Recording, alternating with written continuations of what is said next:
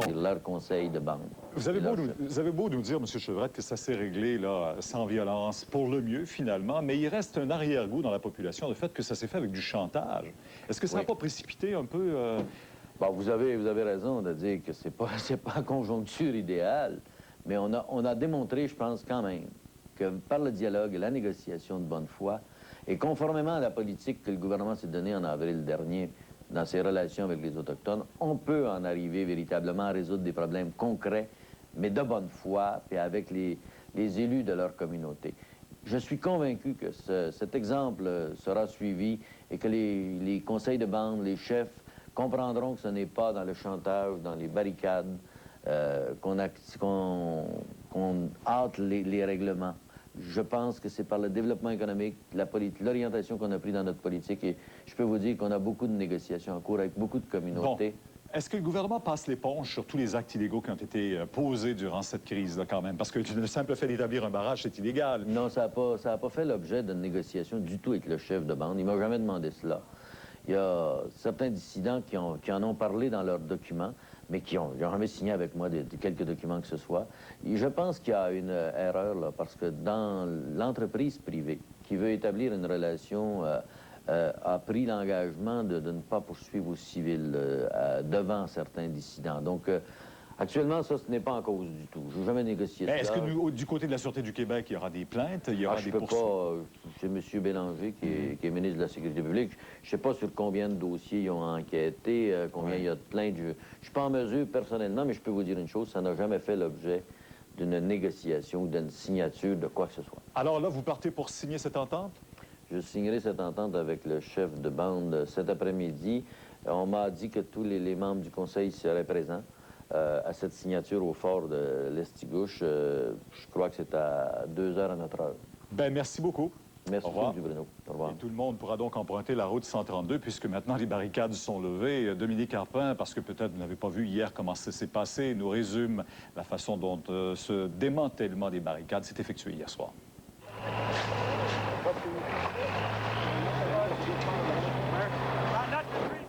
Il était environ 20h45 lorsque les traditionalistes ont pris d'assaut leurs propres barricades, 11 jours précisément après les avoir érigées sur la route 132.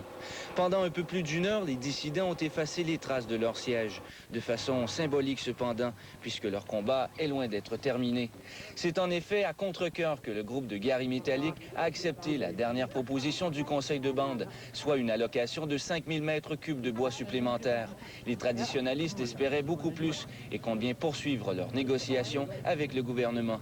The long-term hope is, as we've said in the beginning, that there's a fair allocation for the Mi'kmaq of Listigoods, and I guess that will happen in the next 3 or 4 months during negotiations with the Quebec government.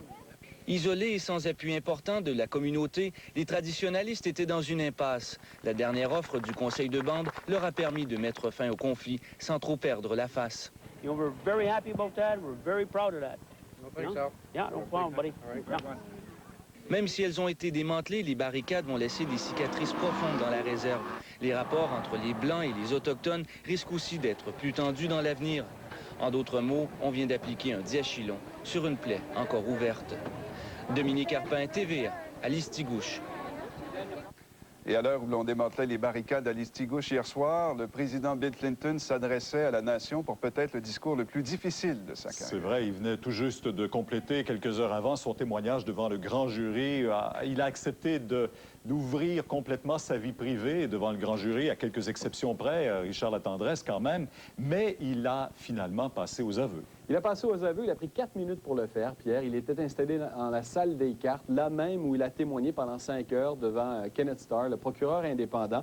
Et d'une seule phrase, très tôt dans son discours, il a avoué, il a reconnu sa relation avec Monica Lewinsky. On l'écoute.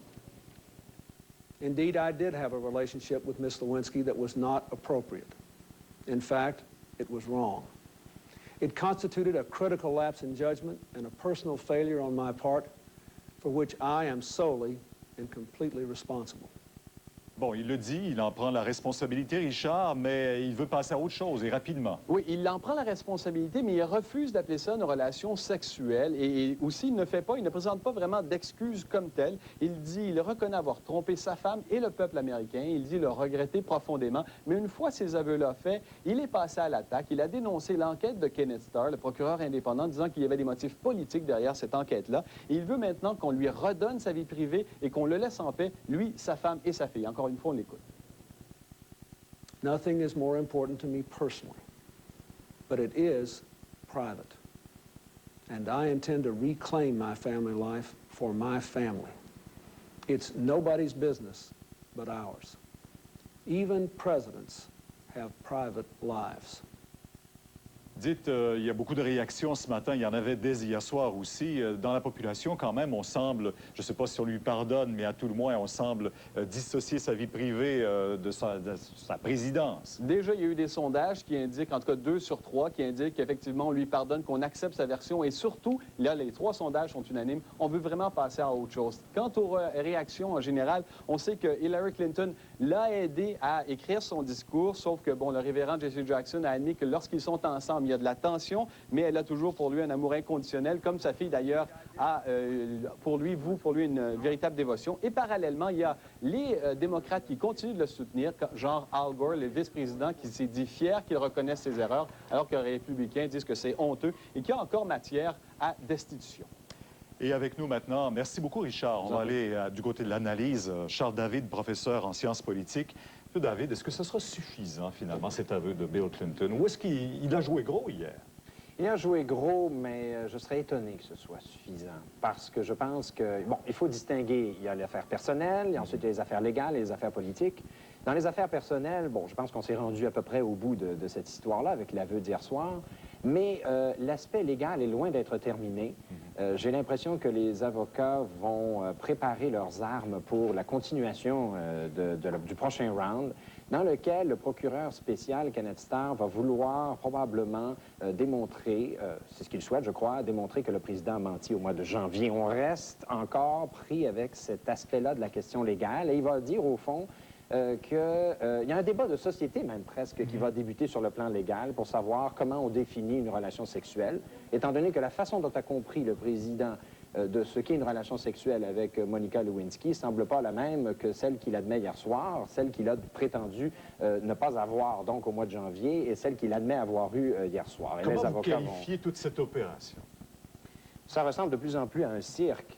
Aujourd'hui, l'un des confidents politiques, et ça c'est le troisième aspect, l'aspect politique, comment ça va jouer, un des confidents politiques de Bill Clinton va témoigner aujourd'hui sur ce qui s'est passé à la Maison-Blanche, lui-même qui a subi il y a 2 ans un problème avec une prostituée. Alors, ça ressemble vraiment à un cirque, cette histoire-là, et pendant ce temps-là, ça bien gêne sûr, la population, ça gêne les Américains. on sent une certaine tristesse, une certaine gêne de la population, enfin de ceux qu'on a pu voir être en entrevue, qui ne sont pas très contents de voir que les États-Unis montrent un peu cette face, n'est-ce pas, au reste du monde. Et pendant ce temps-là, c'est un président qui est distrait, bien sûr, dans l'exercice de ses fonctions, qui quitte même Washington pour prendre des vacances. On s'imagine que ce ne sera probablement pas les vacances les plus faciles de sa vie. Et pendant ce temps-là, le jeu légal continue. Et sur le plan politique, il ne faut pas oublier les élections à mi-terme qui s'en viennent au mois de novembre et les républicains qui dominent aux 2 chambres vont probablement, malgré leurs actes de protestation, de ne pas vouloir utiliser cette affaire sur le plan politique. C'est presque trop tentant. Est-ce que ça va aller jusqu'à la destitution, vous croyez? Personne n'est prophète. Je ne crois pas et je ne l'espère pas personnellement, parce que je crois qu'il n'y a pas matière à destitution, mais il y a des arguments politiques qui vont être... Bon, mais même si on n'y allait pas, est-ce que finalement il serait capable, pour reprendre un peu son expression, complètement et librement d'agir comme président? Sur le plan international, je pense que oui, mais sur le plan intérieur, je pense que non. Maintenant, c'est devenu, selon l'expression consacrée, un lame duck. President, et il n'a plus vraiment de pouvoir, je pense, d'influence, en tout cas pas significatif et de crédibilité, spécialement au Congrès. À suivre. Merci beaucoup. Merci. C'est vous, Pierre, qui écrivez les grandes lignes du bulletin de nouvelles et la prochaine ressemble à un titre de film « Dollars et roubles dans le trouble ». En double? Oui, je vous donne ça en gros. Le dollar, il y a quelques minutes à peine, coté à 65,42 en baisse de 10 centièmes. C'était à 11h50. Vous voyez, la semaine dernière, hein, on était intervenu massivement avec des gros dollars du côté de la Banque du Canada. Et là, on a perdu à peu près tout ce qu'on avait gagné la semaine passée. Quant au rouble, il continue hier, à la suite de la décision du gouvernement russe de dévaluer le rouble face au dollar américain, de chuter. Et ce matin encore, il avait perdu 6,60 de sa valeur ce matin vis-à-vis le dollar américain. Du côté des Américains, l'opposition, particulièrement les communistes, voient d'un très mauvais œil cette décision de dévaluer le rouble. On verra ce que ça donnera au cours des prochaines semaines. Merci, Pierre. À 12h30, on pose la question, y a-t-il vraiment une justice pour les victimes d'erreurs médicales avec le cas d'une famille qui réclame 2 millions de dollars à des médecins pour la mort d'une de leurs filles? Au revoir. Maman, je ne vais pas au bal des finissants. Mais t'es ravissant. Non, j'ai une verrue. On va la faire disparaître. Compound W. On applique Compound W une étape et la verrue disparaît. Tu es ravissant. Compound W une étape. Personne n'a besoin de savoir. Ce moment de paix et votre sommeil vous sont offerts par le nouveau Sleepy's V, fait d'un produit d'origine naturelle, la valériane. Ainsi dormez et réveillez-vous dispo. Un produit d'origine naturelle, la valériane, dans le nouveau Sleepy's V. Surveillez la nouvelle circulaire de Podium Sport, car pour la rentrée, on vous habille de la tête aux pieds avec les nouvelles collections de vêtements et de chaussures qui viennent tout juste d'arriver. Les meilleures marques au meilleur prix. Nike,